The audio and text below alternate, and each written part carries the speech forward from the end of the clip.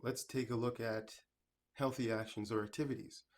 So we're thinking group classes, we're thinking dancing, we're thinking rock climbing, soccer, whichever sport or activity that you generally uh, turn to kind of express yourself, have fun, and still be active. Something that we want to keep in mind when we're doing these things is, are we adding fuel to the fire or are we restoring something? Uh, in what area are we restoring something, and or what area are we adding fuel to the flame, to say something? So are we really practicing what we preach, essentially? So in the sense of, well, I'm stressed out, so I'm going to do exercise.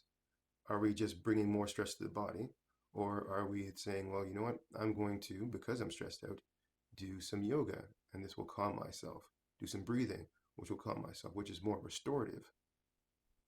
So these are kind of the ways that things can play out. Conversely, or as well as, when you take a look at, well, I'm incorporating yoga into my life because I want to be more centered in myself and deal with the stressors that are being placed on me in my working life or my home life or whatever it might be.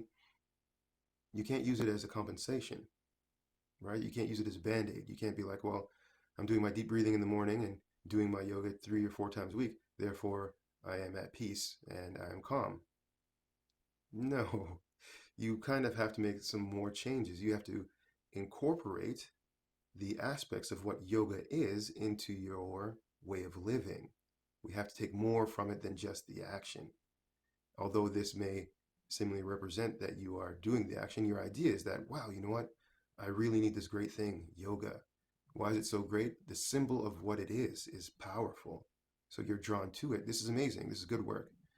However, if you stop there, you might find yourself half doing it, right? So we want to say, well, this is great. I feel great in it. Therefore, how can I use these mantras or these affirmations or these things and truly apply to my life? How can I use this culture to change the way that I'm living to create more of that balance? Because that is ultimately what the soul is seeking, balance.